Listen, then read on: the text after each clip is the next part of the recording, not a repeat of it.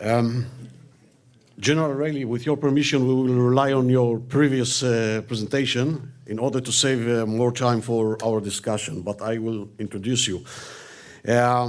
Lieutenant General Jonathan Reilly joined the Army in 1973 and was commissioned the following year.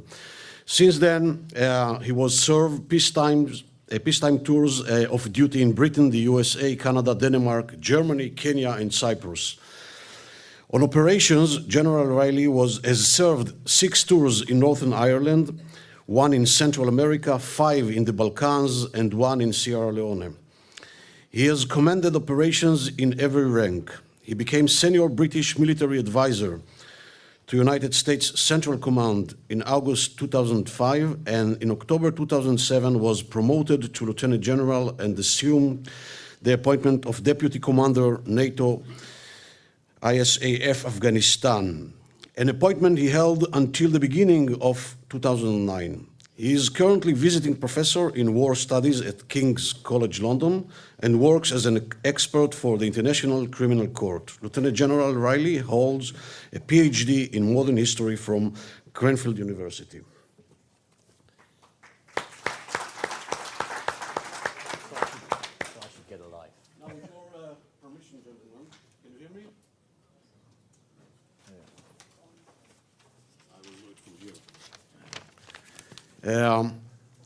I would like to introduce some questions, and the first one that I would like to introduce relates to the encounter or the interfaces between the political directive of the political echelon and the essence of the military operation.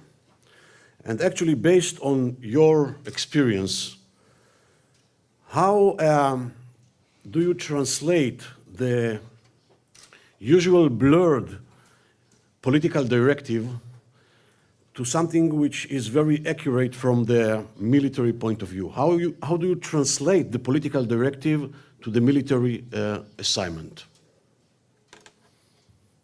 Please, we'll begin with you, General Reilly.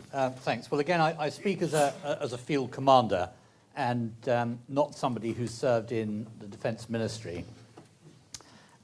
So by the time things got to me, there had already been a scrubbing of the political requirement. So there was generally some more clarity. The thing that I often wanted to know was the end state. I mean, where do you want me to be in 3 months, 6 months, 9 months, a year's time? And that could often be difficult, and that was often the key question. The one that I would use to illustrate that was the end state in Iraq, where we, the military, were told that we want security and democracy. But it was pretty clear you couldn't have both, at least not in the short time. So back went the question again, to answer your question, how do you get clarity, which is to be first? The answer was democracy. That was not particularly our view about what was necessary first, because our view, given previous experience, was that introducing democracy into a society which had no tradition of it, no recognizable political parties, and no particular wish to embrace it, would probably only entrench undesirables who were heavily armed. And that security was probably, therefore, the thing that we should strive for first. But military action takes place in the context of a political directive, and we were told to get on and do that, and so that was what we did. How did we translate that? Well, we translated that into, first of all, making sure that the first elections were properly conducted, were secure, and we invested a very great deal of time and planning, wargaming, and lining up resources to make sure that did, making sure that there was a local security face on it, that the Iraqi police and army, immature as they were, took the lead with us in Overwatch. And then, having given them that experience and a bit of self-confidence, to then develop them so that the local institutions that had been put in place through that democratic process had the means to secure their own security, with the downstream intention that we would do what we said we had come to do, which was fix the local organizations and then leave. Does that help? Or not? Yeah. I'll give you my experience. Is this on or transmitting? Okay, I'll give you my experience from Operation Iraqi Freedom. I worked in the Air Operations Center for the Combined Forces Air Component Commander. We had several campaigns for that operation, but there was a Western campaign that was actually led by the air component. Normally the air component is a supporting commander, and the supported commander is the land component. But in Western Iraq for this campaign, the air component was the supported commander. And so myself and another colonel ran that operation for the air component commander. We had very clear guidance from the national command authorities on what our task was for that area. And then we were given the authority to create, strategy to task all the way down to the airmen, very specific lines that delineated what our mission would be. Certainly that was approved by the combatant commander. He reviewed it. It was approved by my three-star component commander, and then it was executed by me. I found it to be very clear, actually. And then from my experience on the Joint Staff, if we didn't have the right clarity for a particular mission, we went back and sought it. So that's part of the role of the Joint Staff, is to go get the clarity from the national authorities, translate that to the combatant commander. He translates that down to his component commanders, and there's a very interactive process. And you succeeded in getting the clarity? Yeah, I would say we do. And if it's not there on the first try, you go back and get it again. And I would say that we have a transparent system where our chairman can go back on behalf of the combatant commander and get clear guidance and say, we have some questions, what's your intent on this? So it's a very, there's an iterative process between the combatant commanders, our president and his national security staff through the Joint Staff, and then that gets translated pretty clearly down to the combatant commanders, and then down to their component commanders, and down to folks like me. So the professional discourse between the commander and the political echelon was the tool for clarifying Yes. the political directive. Yes. Till the end. I mean, Yeah. it was clear. Yeah. Okay, so Yeah, it was pretty clear. We had a very good system for that. Can I just come in on that? Because you need to be clear that if there is a lack of clarity in this discussion between the senior military and the political, it's the senior military and the political that must resolve it. Once the senior military guy begins to cascade, then that lack of clarity must not be passed on downwards. What must be passed on down is clear orders that can be carried out and the resources to achieve them. אצלנו בישראל, אנחנו לא שומעים. לא, לא, לא. בין הדרג המדיני לצבא. אצלנו אין את המדרגות, הקווים הם מאוד קצרים בסופו של דבר. We don't have such an interface. של דו-שיח בסוף עם הדרג המדיני, שאתה די עוזר לו ודי I think that you have to actually, גוף מטה כמו שיש you have to see לצבא. that it has a headquarter like an army, like a general staff. I think that our problem is that we don't have the interim kind of headquarters. We have to create them. We create them because of an understanding what the political echelons want. So in this discourse with the political echelons, הוא מהנהן עם הראש, and sometimes they sort of nod yes, yes, and sometimes they say no, no. And then there's some kind of process. But I mean, what happens when the head doesn't move and it doesn't nod or doesn't do anything else? But I think that ultimately the IDF, the army, has an enormous weight and balance in the strategic decisions and the sort of the conclusion situation that we want to reach. I know it's a bit different, and unfortunately we do need some kind of interim headquarter or something. Yes, we do need it. באמצע. תודה. The second question refers to the seminal say of the British General Rupert Smith about winning the mind and the heart of the civilians, of the population in the arena. Now, understanding that actually the advantage used by the terror organizations is acting or operating from the population and using the civilian population as a human shield. Based on your experience, what do you think are the right or the qualified strategies in order to disengage between the civilians and the terrorists themselves during the operation, if there is such an opportunity during the operation? We'll begin with you, Tal. Well, that topic is extremely complex.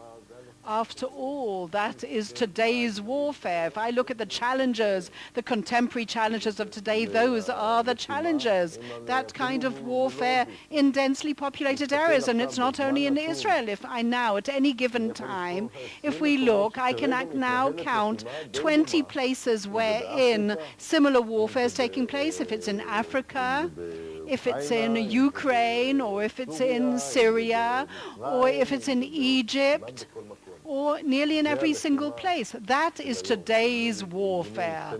They're usually pseudo-military, half-military organizations, half-state organizations, terror organizations, and ultimately the civilian population are sort of a pawn in their hands. They're a tool in their hands. And to grapple with this situation, yes, you do have professional tools to be able to deal with this kind of situation. You can, of course, I mean, if you think about it for a moment, if you think from the point of view of the systems and the targets that are very difficult to achieve, because it's not only just detrimentally affecting the terror organization, but you always immediately think of the collateral damage and the civilians. But during an operation itself, is there some kind of practical way of captivating the hearts of the civilian population and separating them, disconnecting them from the terror organization so that they won't support them? I think in a situation with terror situations, I think whatever you do, the preparatory world is of paramount importance. Every few months I used to sit down with groups of the civilians in Gaza and talk to them. But during the fighting there, unfortunately, I mean, a picture like we saw of a number of children who are naked, that are running around. I mean, no word will explain better than that kind of picture. Yes, there is communications, but we try and do that in advance. We try and talk to the civilians to separate them, but the best way to do it is through the international organizations. That, of course, we're in communication with them, and with them we try and create those possibilities to communicate in the best possible way with the civilian population. General Rail, please. Yeah, thanks. I think actually the phrase was coined by Frank Kitson some time ago, and he coined it about the campaign in Malaya, which was a campaign that we won. We won it because we'd taken a kicking in Palestine several years before. We came up against a very joined-up enemy who taught us a hard lesson, which we learned and took to that campaign. We then took it on to Northern Ireland, where I began my service, and we took it on badly early on, but again we learned quickly. And one of the things that we relearned there was that winning hearts and minds is partly about persuasion, but it is also about coercion. It does have a coercive element. Now, anybody who's got small children knows that you induce good behavior both by reward and by coercion, and the same principle applies. And our enemies know that. They use coercion, no doubt about it, rather than as much as persuasion or more, in order to demand allegiance. And one of the means of separating their ability to coerce, and therefore their ability to gain the hearts and minds of the population, and our ability to do it in return, is by our physical presence and having enough physical presence. And that, in the context of an urban environment, is extremely challenging. In historical analysis tells us that you've got to have a security force presence that is pretty dense, 1 to 50 in terms of the population. Now, in Belfast, for example, we maintained a security force laydown of about 1 to 20, and we did it for nearly 30 years, and it's a real drain. But if you are not there in large numbers, you cannot, and you're there 24 hours a day, 7 days a week, you cannot keep the opposition away from people and deal with them. And by keeping them away, then allow in those international organizations and the machinery of government that will improve the everyday lives of people. It's not soldiers who will do that. Soldiers create the conditions. And armies that set out to start doing reconstruction and all the rest of it have lost the plot. I'm sorry, that's not what you're there for. But this is something which is which has a sort of a presence in the military preparations toward such operations. I mean, it's something which is embedded in the consciousness of the commanders, something that they have to prepare themselves in order to do it and to prepare the right mechanisms, the right principles, the right forces. Well, it's yes. What that means is that during the preparation and planning and shaping phases of any operation, then the civil ministries of government, the police, the international agencies and so on will have to be brought in very early at the beginning, and they'll have to be trusted with some very sensitive information. They'll have to understand what their part is in an operation, where, when, and for how long. It may only last a week, but it might last a year. And they need to be there immediately, because if there's any lag between the improvement in security and the things that persuade people that their life is getting better, then your credibility is gone. So with this regard, General Franklin, I would like to add another small question and to have your opinion in this regard. The idea of the essence or the nature of intelligence which is required in such operations, which is known as human terrain, okay, now in the American military jargon. What should be the nature of the required intelligence for achieving the goal of winning hearts and minds? I'll put it in the context that I had experience of when I was the commander of the air wing in Iraq at Balad Air Base, about 40 miles north of Baghdad. We were the most attacked base in all of CENTCOM at one point, and we were taking indirect fire, mortars, rockets, quite a few every month. And so to get the heart of that problem, we had to be outside the wire, as it were, and we had maneuver forces outside the wire. And every Thursday evening, I brought in all the interagency groups that were there, the State Department, USAID, my Army Security Force, which was augmented by my Air Force Security Force, and all my commanders, and we met and strategized on how we were going to engage the populace the next week. We came up with a lot of opportunities. First of all, just being out and about, we gained a lot of intelligence about what was going on. Small things. Patrol was going by the same house 3 days in a row, and they saw a woman who was gardening, and her knuckles were just bleeding. So the next day, our patrol stopped, and one of my patrolmen gave her a new pair of gloves. A very small thing to buy the hearts and minds. We created jobs on the base. So we had a variety of different jobs where we brought Iraqis in every day. We processed them. We made sure they were secure. And they worked on the base and got paid. As we were getting ready to leave Iraq, we were repairing the land shipping containers that go on ships at Iraq. And that provided about 800 jobs for the local populace.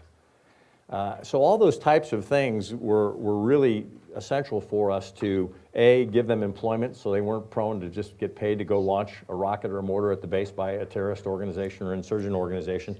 And by working with those people, we gained awareness just in discussions with them about what was going on outside the base. We knew what the bad parts of town were. This experience was translated to a sort of a doctrine for a training program or something like that? Yes. So I didn't come up with all these ideas. All my young people did. You know, I would have probably thought to ask them about that, but they presented the plan to me, and it worked miraculously. The last thing we did is that we had a Children's Day once a month on the base. So I was there for 15 months. We ran 15 Children's Days, and we targeted different schools and different populations. And we would bring them in on the base. We would do sports. We would have lunch for them. There were games. We took them around to see an airplane. We took them around to see our Humvees and everything. And at the end of that day, we felt like those children went, these Americans aren't such bad people. And the metric that we'd heard from the local mayors was, for every child that came on that base and engaged with an American, he probably told 4 people about that positive experience, and we probably had 4 more fans out in the population. And our attacks went down dramatically over the time I was there, and I attribute it to the great work done by, our men and women. Thank you. Now I have a sort of a tricky question. I know that it might be a complicated one, although it's a very simple one. And this is the idea about the concepts which are very basic concepts in conventional warfare, but they are very problematic concepts in asymmetric warfare. And I'm talking about the concepts of decisiveness, winning and victory, okay? Winning in the sense of the military winning, and victory in the sense of the political victory, okay? Achieving the political goal. Now, based on your experience, okay, first of all, do you think that the concept of decisiveness, for example, is a relevant concept in this context? And if it is relevant, what is the relevancy, or what are the characteristics of this relevancy? And secondly, what do you think about the interrelations between winning, the military winning, and the political victory? Okay? I think that this is the modern warfare. I think that these are terms that are no longer suitable. I think that in protective edge as well, we heard about this decisive campaign, all sorts of things that are no longer relevant for this kind of warfare. Yes, if you're talking about achievements or various things like that and targets, but there's always, in this kind of fighting, the IDF or the army is decentralized, so you can't talk about a victory. It's not a situation where you can talk about that. But people always ask that, after that kind of like protective edge, was it a war or was it a campaign? And that's also a question. I mean, it's not exactly an asymmetric war. It's much more complex, with all the attributes of all the organizations, that it's very difficult to understand the actual outcome. It's not like, for example, Car-Sled or Pillar of Defense campaign, because even then it took 2 years to actually curb that terror, if not longer. So in that kind of situation, which is terror, and although they have real military infrastructure, but basically it's still a terror organization, you can't talk about a victory. And I don't, one can't really do so. I'm sorry, I'm having problems. I think it's very difficult to say when you first enter a war that the political outcome or the objective of that war is going to be achieved just by military means. So it's one part. There's the political, the economic, the diplomatic, and then there's the contextual environment around that particular country that you're helping or you're engaging in, and so what may start as a desired outcome may not be what happens, and that really is seldom connected with how we conducted the military operation. I mean, certainly we can affect it in some ways, but we're just one of many tools, and so I think we need to holistically look at it with the political, economic, and diplomatic and military instruments of power. We're just one element of it. And what about the idea of the relevancy, if at all, of decisiveness? I mean, what would be considered as winning the terror in such a war, such a campaign? I think there are defined objectives early on when we're using the military, and achieving those quicker as has been brought out by several people here, is generically going to lead to less civilian casualties. And so I think if you don't string out a military operation, you can get to the other phases of the campaign where you help start rebuilding that region sooner. That's always better. And then you can start moving your forces back to reset. A long engagement also wears on your force.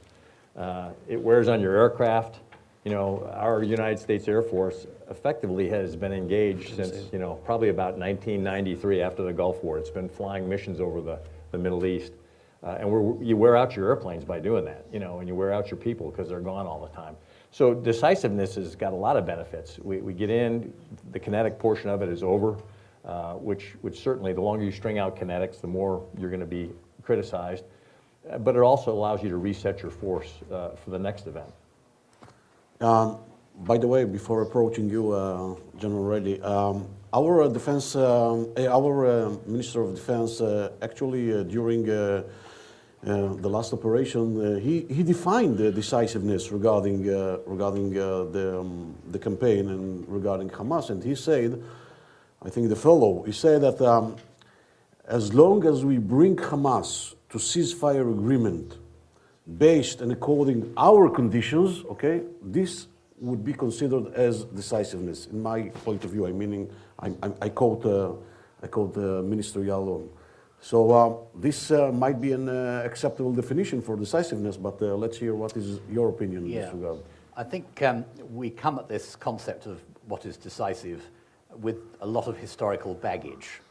And in historical wars, it was battles that were decisive, and they were decisive either because they brought a long period of warfare to an end, like Waterloo or the Battle of Berlin in 1945, or because they tipped a campaign over the edge so that thereafter it was only going to end one way, like Gettysburg, and that's what's defined our notion of decisive military effect. I think since the Second World War, particularly since Vietnam, we've tended to think of decisiveness rather differently in terms of campaigns. And not just in terms of campaigns, but in terms of developing decisive circumstances. What are the conditions, decisive conditions? What are the conditions that will allow us to reach a resolution? And reaching a resolution, perhaps in the way that your minister was inferring, it's to make the enemy come some way down the cursor to meet you coming that way, where you can reach an agreement. What is it, including force, that you can apply to the other side that will make them into that discussion? Now, with an insurgency, you can begin to do that. I'm not sure with the likes of Al-Qaeda or ISIS that they're in that game because they're not interested in talking to us. So perhaps the historical notion of decisiveness has more applicability with them. But in your circumstance, no, I think we're talking about these circumstances. And these circumstances, if we're not careful, we measure them only with the metrics of violence. We look, how many IEDs or how many rockets and mortars and all the rest of it. Well, yes, you need to measure that, but you're not measuring success there. You're just measuring, you're measuring activity. You also need to measure things like how's employment going? What's the water supply like? How's the banking sector functioning? How's education going? And if your metrics of violence are up here, but all those other metrics are there, well, you're on the way to decisive circumstances. But if the measure's like that, then you're not. And that will tell you where to apply effort. Is it on military force or is it on those other things? כן, בהקשרים של I think that in the context of what we were speaking about אני here, אני אסתכל על מה רצינו, למשל I would like to say is what we wanted to achieve, for example, in the pillar of defense. אני לא לגמרי מקבל את עמדתו של בוגי. I mean, I can now say that I do not accept Bibi's stand totally in that actually context because he kept talking during Protective Edge about the settlements that were reached in the pillar of defense, because they were achieved after a long-winded sort of discussion process. So then to say at the end of that is what sort of made it, or take, for example, Cast Lead, where it was a unilateral, on a unilateral way, we stopped the actual and curbed the actual continuation of the fight. There isn't something that I could say bringing the other side to a specific understanding that they would understand what was going on. It doesn't work like that.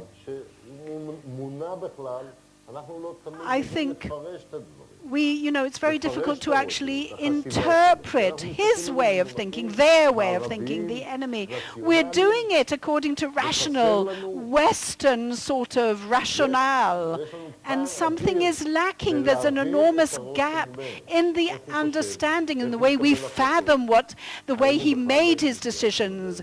Do they consult their political echelons even? We don't know these things. So if we're talking about Haniya and Hamas, are they connected? I think that they're very frustrated, by the way. I mean, the moderate people are definitely frustrated.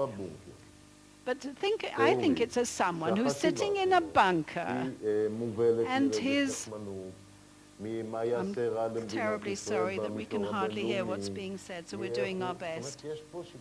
So there are various considerations. It is so difficult to understand, and therefore all the ceasefires, for example, in Protective Edge, of course, were dissipated because we don't think like they think. And in order to understand them and understand what they want, that is the hardest, that's the core of the issue. We would like to give an opportunity to the audience to ask some questions, and therefore I would like to ask the last two questions in one shot, okay? Based on your experience, what do you think are the characteristics of the gap, if there is a gap, between the restrictions of the international law and the military requirement for coping with terror? And the second question is about the role of the international organizations or NGOs or other civilian organizations during the military campaign itself. Do you think that there is a role? And if they have a role, what is the nature of this role? And how do you think that the coordination between the military and this organization should be dealt? Please. Just briefly to address the issue of the gap, as far as, from where I see it, the gap's with the other lot. It's not with us. We understand our responsibilities, as I'm sure you do, as I know you do. We accept our responsibilities. We try our very best to operate within those responsibilities. And if you're not going to do that, then take off the uniform. But we have to recognise that the other side does not necessarily operate according to those same rules. The international organisations. Do you mean the humanitarian organisations? Do you mean the human rights bodies, or all of them, and the Red Cross as well? Okay, well, there are a great range of them. They're very diverse in size. They're very diverse in activity. They can involve humanitarian organisations who are dealing with relief. They can be human rights bodies, and they can be UN bodies or development agencies, and all of them play a different role. And any military commander must understand that they are going to be in the battle space at the same time and in the same place that he is. They're not force multipliers or partners or anything like that. You start treating them like that, you just piss them off. You need to work with them. They're often there for a long time. They have very good local insights. They often bring less risk to local people than we do.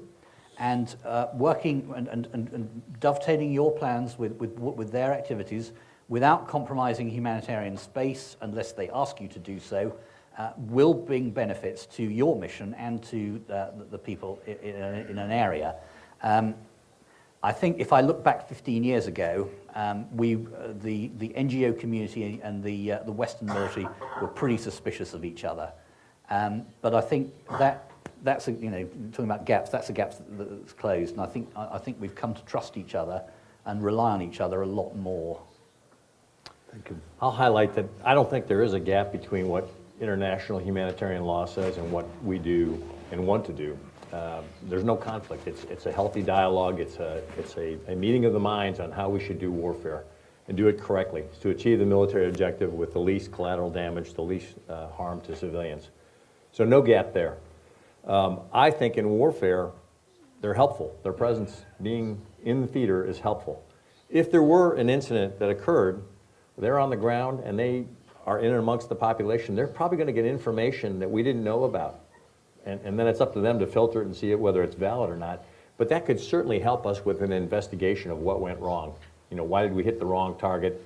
Or why were there civilians there when we didn't think they were there? It could certainly adjust our intelligence, apparatus in some regards.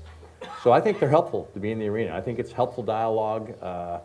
If there are tensions, I think it's just collegial tensions.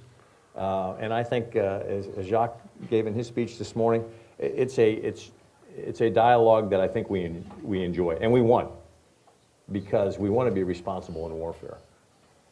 And what about the international organizations, their role? I would agree with Jonathan. I think we have a collegial, we must have a collegial relationship with them. They're in the battle space. We have to know where they are. We have to account for them, their presence, and we have to work with them and in concert with them. If they're trying to achieve a different objective and it's 180 degrees out from our objective, we're going to be pulling the fabric of the society. We need to align with them. So in many of these meetings, I had NGOs in those meetings, my strategy meetings on how to engage the populace. They were in my meetings. They all had security clearances and they could hear our strategy, and we aligned our... And you find it helpful? Very helpful, yeah. And I became close friends with them. Thank you. אני רואה פה שלושה דברים. I see three things here. First of all, there's international law, and there are the experts out here. Absolutely. What can I say? You are the experts. And there are also Eli and Pnima on our side who are the experts. But you always, you're complementing the international law. The problem is the question of legitimization, about internal legitimization, international legitimization. That is the core problem that we have. And also proportion. That is the second problem that we have. It's always going to seem to be disproportionate at the end of the day. The one side had a few hundred casualties, the other side had thousands of casualties, and how can one explain that disproportion? But not because of that doesn't mean that we are wrong, right? We can't just stop.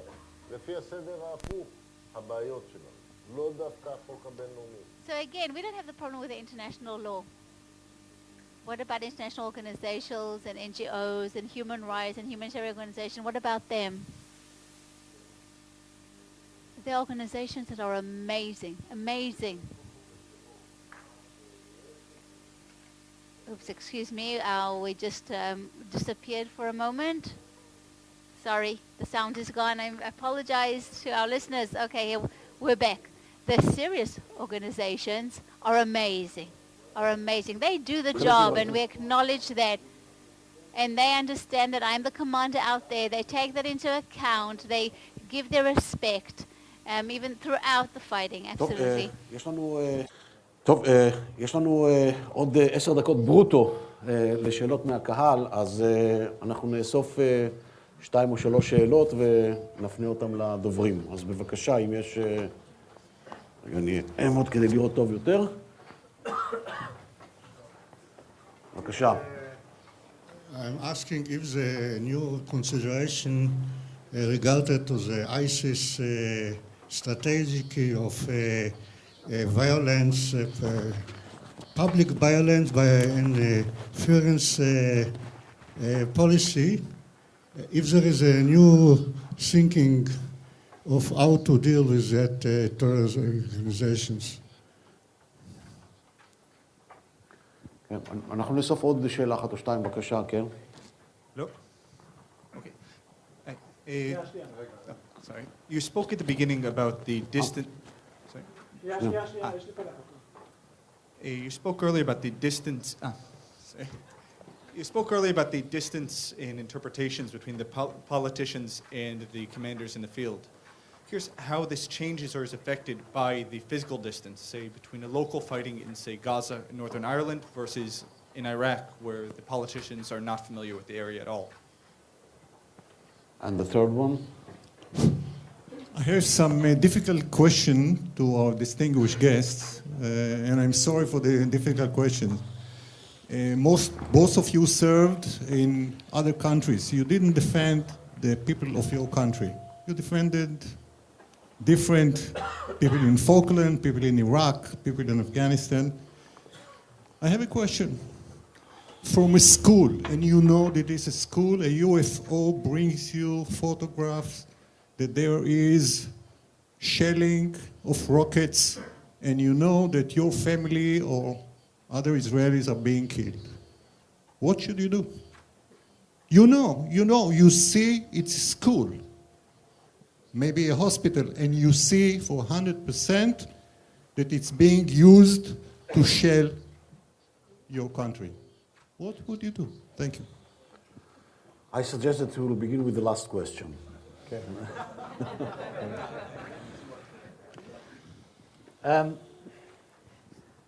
Well, I would argue that by serving in Northern Ireland, I was defending the people of my own country, actually, in some cases defending them from themselves. I know where you're coming from, and I saw this in the Balkan War, where I was defending a Bosnian enclave.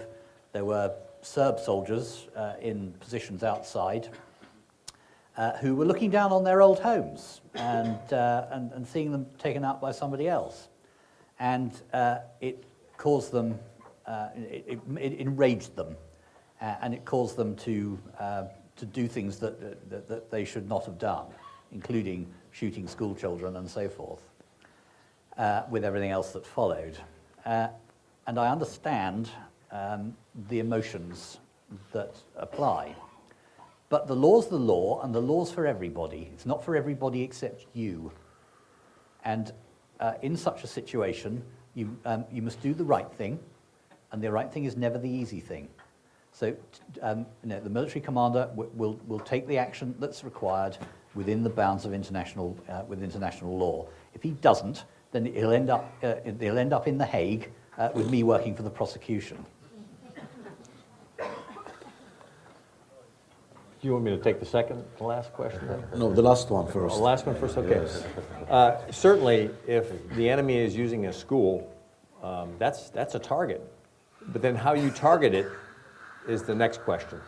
If they're using a school to launch rockets from, how do I target it? Do I go in there with special forces? Is there an option for me to defend and just catch those missiles? I know Iron Dome is not perfect, but it's pretty good. So if I have the option, if the collateral damage is going to be too high and I can just defend those attacks and block them, that's an option for me as well. If I can't block them and I'm going to lose lives, I've got to use the lowest collateral damage option to go in and stop it. And that might be special forces on the ground. That could be a bomb with a delayed fuse, that's got a low explosive weight. It could be a strafe pass from a fighter, So it is a very difficult problem set that the enemy puts you in when they do that. But it is a valid military target. The question is, do you attack it, and if so, how do you attack it? אני אתייחס לשאלה הזאת, למרות שזה הופנה. Although it was asked of the others, because even by us, I say that Iron Dome actually saved a lot of casualties, a lot of civilians, Palestinians, I mean. The fact that the responses were so calculated, so precise, and first of all, Iron Dome saved Palestinian lives. You have to understand the meaning of this. Now, schools. There are schools in Gaza, and you'd have to burn the whole of Gaza to reach those schools. Now, even those places that were hit It was more because there were threats for those units there in the field, because we had no other choice, because they tried to hurt or shoot or attack our own forces that were right there.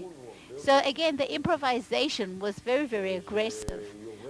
And suddenly when there are missiles falling on an entire unit, and they have to stop it. They have to stop it, because then there'll be so many casualties. They're not always successful.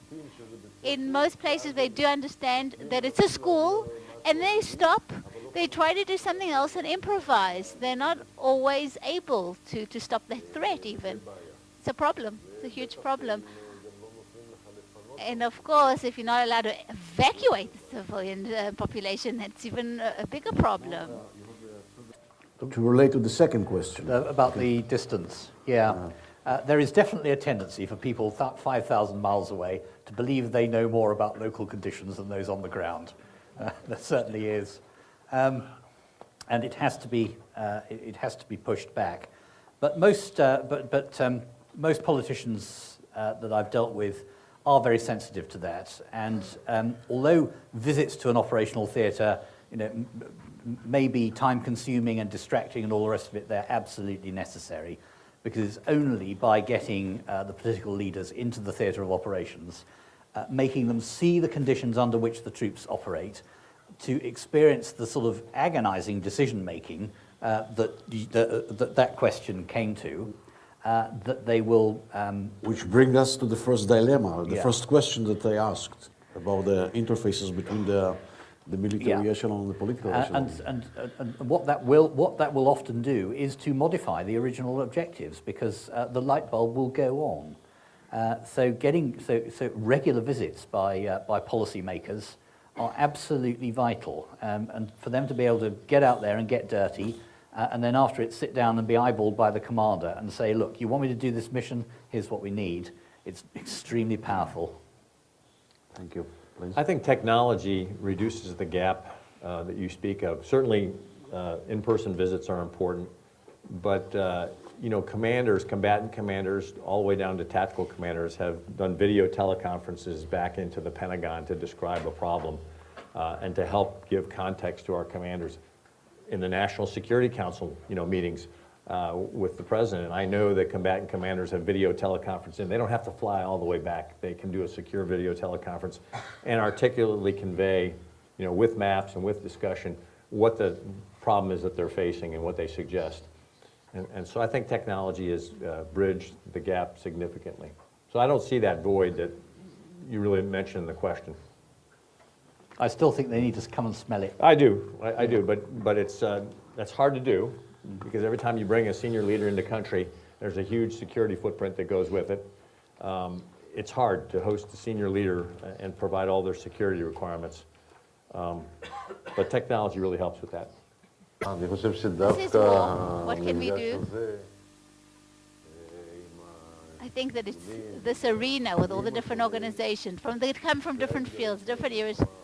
Those are the challenges of the contemporary war, to have all those people present there, all over the world. And I have to be compatible with that, and I have to deal with it, because that is the war right now, having all those people present. Okay, I would like to thank our distinguished participants for their presentations and participation.